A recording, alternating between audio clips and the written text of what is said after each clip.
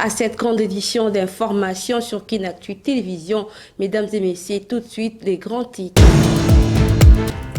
Le président du Conseil supérieur de la magistrature appelle le magistrat au dialogue avec le ministre d'État en charge de la justice. Le numéro 1 de cette structure a exhorté le magistrat à se démarquer de pratiques conflictuelles et à privilégier la paix. Face à la menace existentielle du pays, le regroupement politique ACRN, proche de Denis Mukwege, appelle à la tenue d'un dialogue sous l'égide des évêques de la Cinco, près de 8 mois après les échéances électorales de décembre de l'année 2023. Ce jeudi 22 août, le président de l'UEC et DSF ainsi que le secrétaire de la FOSIFIN ont déposé leur candidature à la fonction publique en perspective des élections syndicales prochaines au sein des institutions de la RDC. Tous les états-majors se mobilisent à ces rendez-vous tant entendus.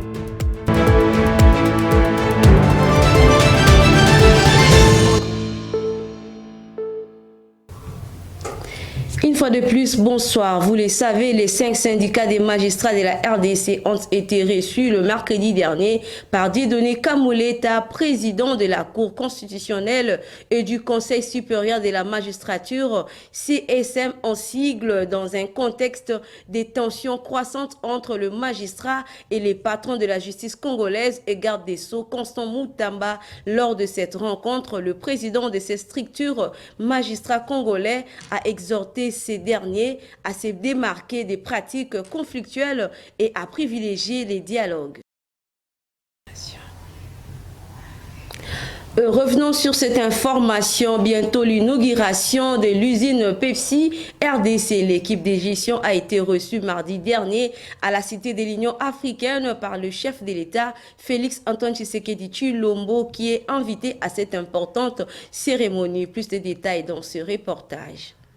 La République démocratique du Congo renoue avec la production locale de grandes marques internationales de limonaderie et autres boissons sucrées.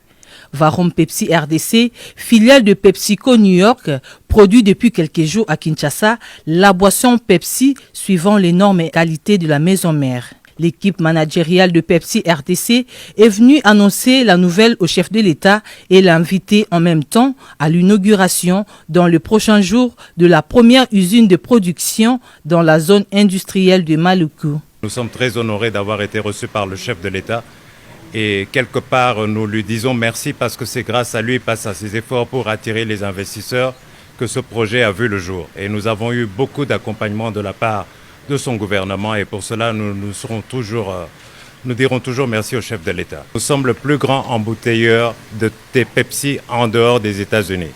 Donc le produit que vous consommez ici, Pepsi, c'est le même que vous pourrez consommer à New York, à Bruxelles ou à Paris. Et ce produit est coproduit sous le contrôle des responsables de PepsiCo New York.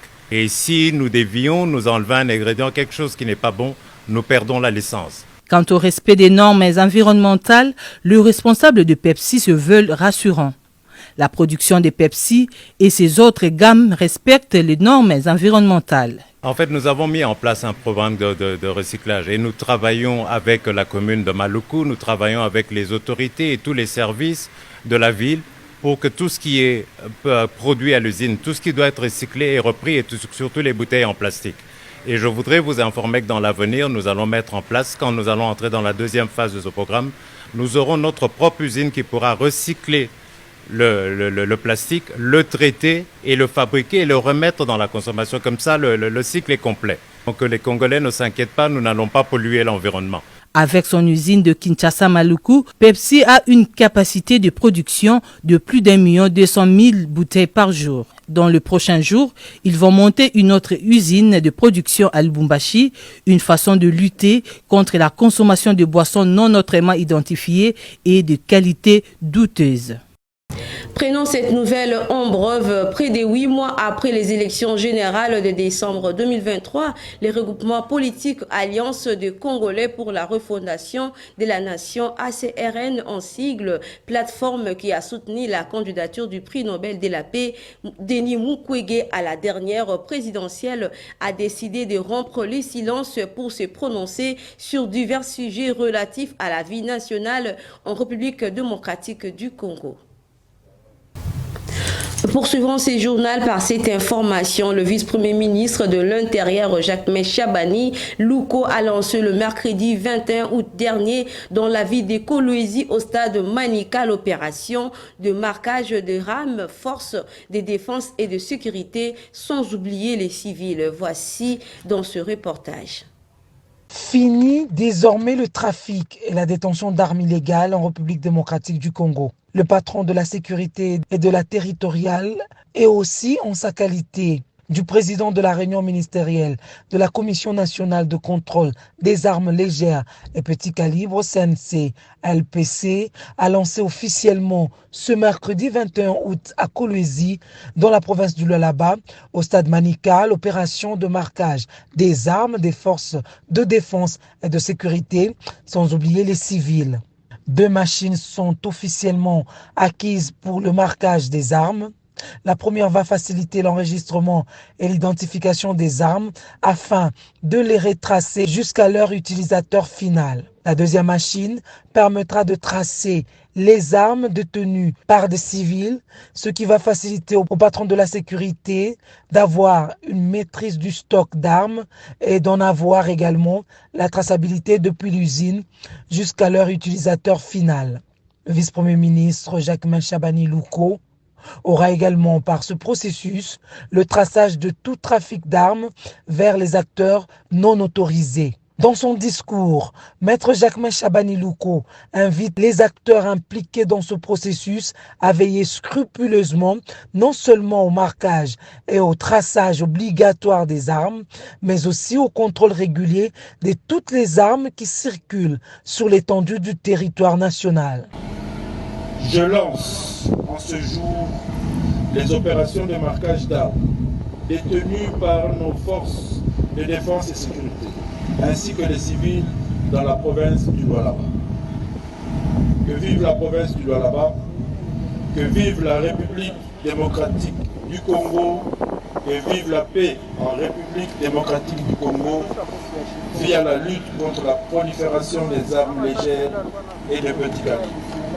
J'ai dit et je vous remercie. Devant toutes les parties prenantes à ce processus, à savoir les gouverneurs de 4 provinces frontalières avec l'Angola, le commandant de la 23e région militaire, les autorités politico-administratives, les officiers supérieurs de la PNC et des FARDC, pour ne citer que ceux-là, Maître Jacques Chabani a fait à titre symbolique une démonstration du premier marquage d'armes, une façon pour lui de lancer officiellement ce processus qui mettra notamment fin aux violences armées dont la population congolaise est victime. Et l'on s'interroge quelle avancée sécuritaire après les déploiements des troupes de la SADC en RDC, après les départs de la force régionale. Jean-Marie Kamenga, président de la formation politique Les Rassemblements démocratiques pour la République, RDR en sigle, est totalement contre l'approche développée par le régime Tshisekedi en ce qui concerne le déploiement militaire des éléments de cette communauté de la sous-région, car l'EAC travaillait déjà en faveur de groupes rebelles. Suivez-les au micro de votre rédaction. Je pense que l'approche telle que abordée par notre gouvernement, moi je suis pratiquement en désaccord avec l'approche telle que prise par le gouvernement actuel, puisque vous comprendrez avec moi que jamais la sécurité d'un pays n'est pas jamais à sous-traiter. La solution du Congo, c'est l'armée de la République démocratique du Congo. Aucune armée peut venir ici au Congo pour mourir pour la République démocratique du Congo. Nous avions prodigué des conseils ici à travers des émissions pour dire que l'avènement des armées de l'EAC n'était pas le bienvenu, mais le pouvoir nous a fait croire que l'EAC venait pour résoudre complètement cette situation. Et par contre, l'EAC est venu encore renforcer les M23 et c'est supplétif. Et aujourd'hui, nous sommes là où nous sommes. La SADC vient d'arriver. Nous ne pensons pas. Et vous verrez aujourd'hui que même sur le ligne de front, ce sont des Congolais qui sont en train de combattre. Ce n'est pas la SADC. Nous demandons au gouvernement de la République de donner tous les moyens nécessaires à notre armée pour que la paix revienne réellement à l'Est. C'est la même armée qui a fait des prouesses à travers l'Afrique à l'époque, et aujourd'hui l'armée congolaise ne peut pas venir la ruser de tout le monde. Autre chose dans ce journal, le ministre d'État en charge de la justice, Constant Moutamba, a haussé les tons au sujet de la torture d'un magistrat par les gardes du corps d'un haut gardé des forces armées de la République démocratique du Congo. Regardez. Cette maltraitance, cette humiliation, je ne voudrais pas vous rappeler combien de fois dans certains offices, même des magistrats, on a chassé des avocats comme des poussières. Oui. Comment sur les prétoires, on a chassé des avocats. Et ça ne se passera plus comme ça. Exact. Merci beaucoup. Merci, Excellence. Nous comptons sur vous, Excellence. Merci beaucoup.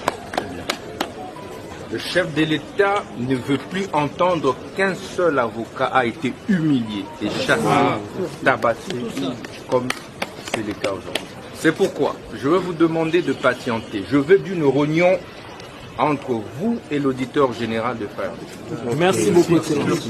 On l'appelle, puisque je vous informe. Aussitôt que j'ai reçu cette vidéo, j'ai versé mes larmes. Et j'ai immédiatement appelé l'auditeur général des FARDC pour ouvrir immédiatement des poursuites contre le général qui s'est substitué pratiquement à la justice, qui s'est transformé en chef de guerre contre un avocat pour pouvoir humilier tout un corps. C'est le corps qui a été touché. Voilà. Vraiment. Et que, avec la réunion que nous aurons ensemble, je pense que la procédure va s'accélérer. Et donc, vous permettez rapidement qu'on puisse contacter le procureur, qui est l'auditeur général des FARDC. Il va venir dans mon cabinet et nous allons tenir la réunion ensemble.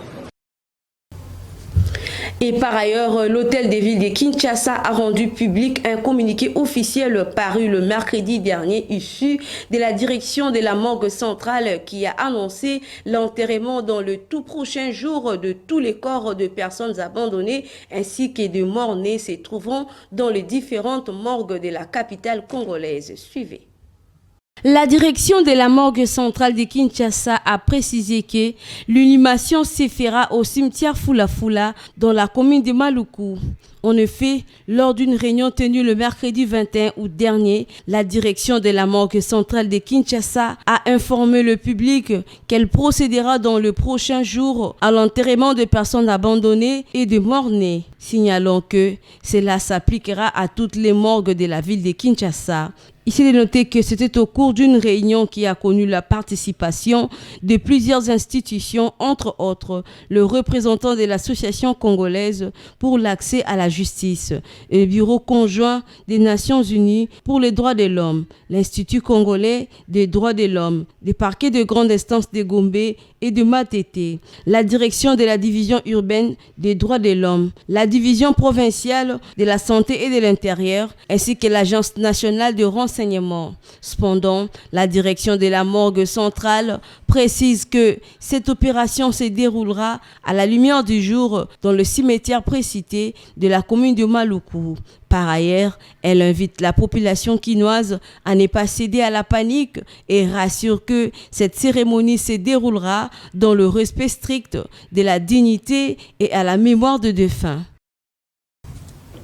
Et parlons à présent des échéances électorales qui se pointent à l'horizon 2028 en République démocratique du Congo. Sachez que la dynamique Batilou Kwebo affûte les armes pour baliser le chemin vers ces rendez-vous démocratiques du pays, tout en s'alignant derrière la vision de l'actuel président du Sénat, Modeste Batilou Kwebo, mais aussi assurer un soutien indéfectible au chef de l'État, Félix Antoine Tshisekedi Tshilombo. Telle est la déclaration de Samba Kassende Wakasende, coordonnateur de la dynamique Batilou Kwebo.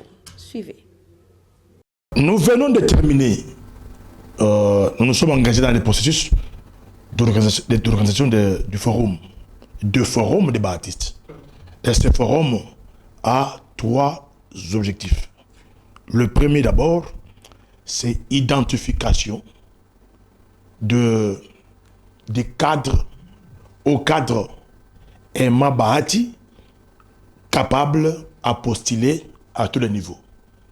Deuxièmement, c'est rapprocher dans un monde où le problème ne manque pas, ceux qui ont des problèmes de part et d'autre, il faudrait le ramener d'une manière ou d'une autre. Et voilà, il faudrait rapprocher, ramener les bâtisses à vivre ensemble. Troisième objectif, c'est le canevas électoral 2028. Donc nous avons déjà commencé dynamique. Nous avons déjà commencé un grand travail pour notre parti à travers les 26 provinces. Je salue ici tous les coordinateurs qui sont à pied d'œuvre en train de travailler mordicus pour que en 2028, nous puissions faire l'AFDCA, un regroupement politique de haute facture qui aura une majorité écrasante au Parlement.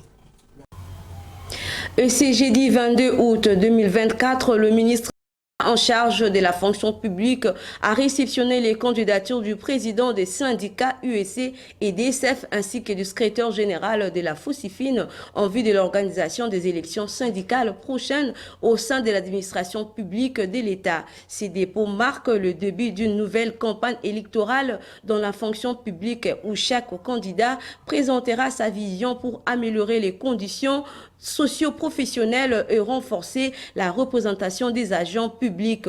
Retrouvez ces reportages réalisés par Gracien Kiumbu et Patient Goy.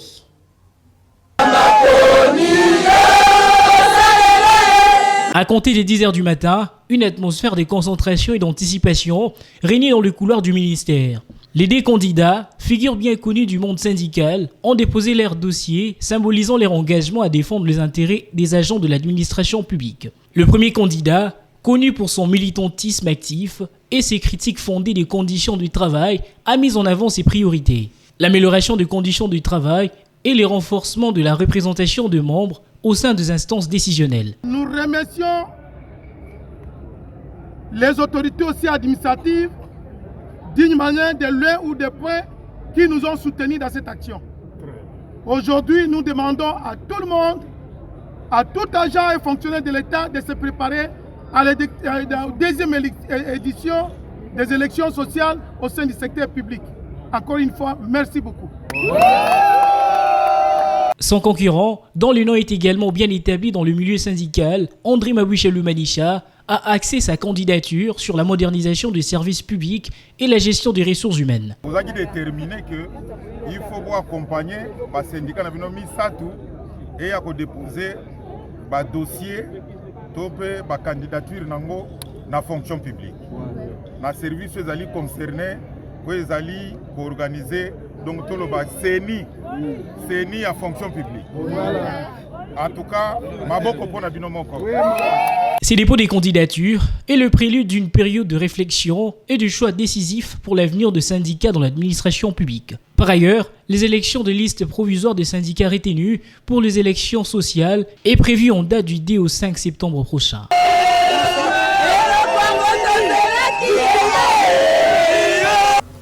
Et dans un autre registre, retenez que le premier rapport de l'équipe déployée pour la recherche des corps de victimes du naufrage sur la rivière Lukeni a présenté un bilan de 28 corps sans vie retrouvés et enterrés alors que 128 autres personnes sont rescapées et ont été enregistrées dans la soirée du mercredi dernier. Tels sont les rapports faits par l'administrateur du territoire. Regardez.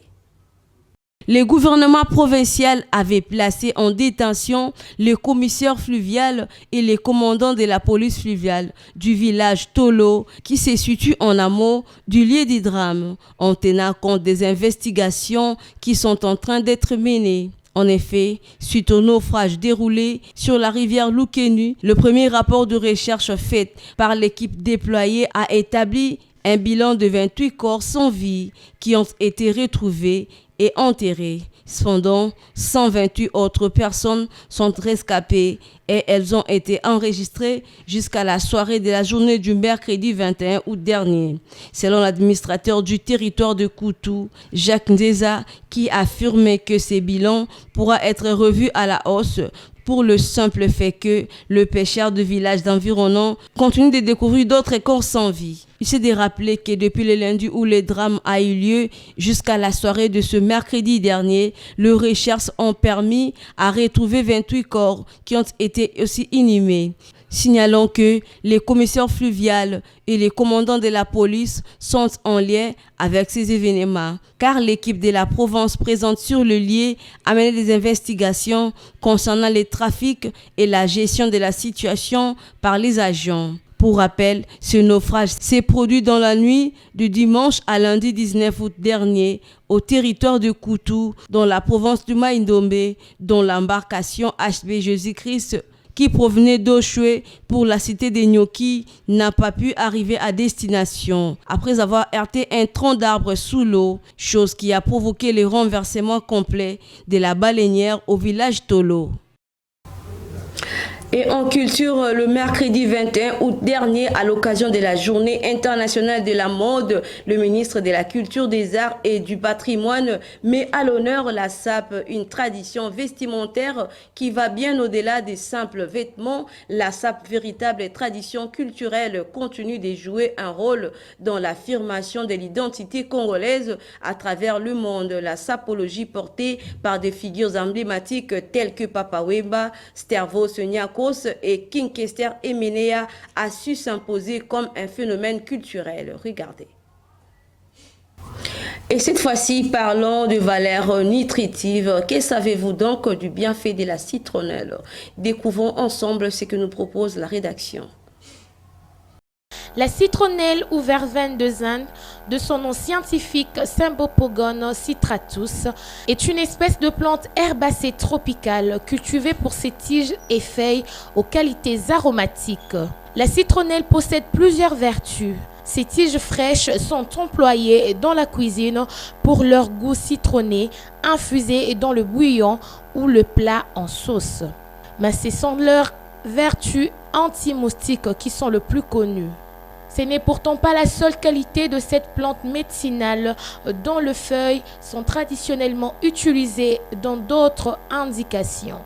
Retenons que la citronnelle a des propriétés digestives, elle soutient le fonctionnement des reins, elle est anti-inflammatoire et antidouleur sous sa forme d'huile essentielle en cas de rhumatisme et d'arthrite.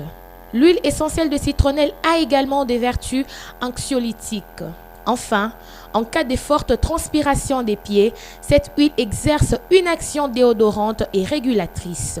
Il est également possible de mettre quelques gouttes dans ces chaussures pour éviter le mauvais odeur.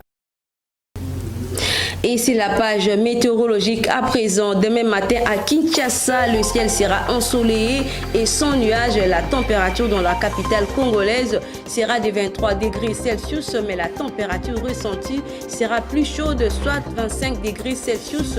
Et à l'après-midi, le ciel sera complètement dégagé. La température atteindra 33 degrés Celsius et les vents devraient atteindre en moyenne 15 km par heure. Et enfin, dans la soirée, il y aura un ciel dégagé. La température retombera vers 30 degrés Celsius, mais la température ressentie sera plus fraîche avec 29 degrés Celsius. Et nous arrivons déjà à la fin de ces rendez-vous informatifs sur nos antennes. Mesdames et messieurs, vous venez à peine de nous rejoindre. Le rappel des titres. Merci de nous rejoindre à cette grande édition d'information sur Kinactu Télévision. Mesdames et messieurs, tout de suite, les grands titres. Le président du Conseil supérieur de la magistrature appelle le magistrat au dialogue avec le ministre d'État en charge de la justice. Le numéro 1 de cette structure a exhorcé le magistrat à se démarquer de pratiques conflictuelles et à privilégier la paix. Face à la menace existentielle du pays, le regroupement politique ACRN, proche de Denis Mukwege, appelle à la tenue d'un dialogue sous l'égide des évêques de la Cinco, près de 8 mois après les échéances électorales de décembre de l'année 2023. Ce jeudi 22 août, le président de l'UEC et DSF ainsi que le secrétaire de la FOSIFIN ont déposé leur candidature à la fonction publique en perspective des élections syndicales prochaines au sein des institutions de la RDC. Tous les états-majors se mobilisent à ces rendez-vous tant entendus.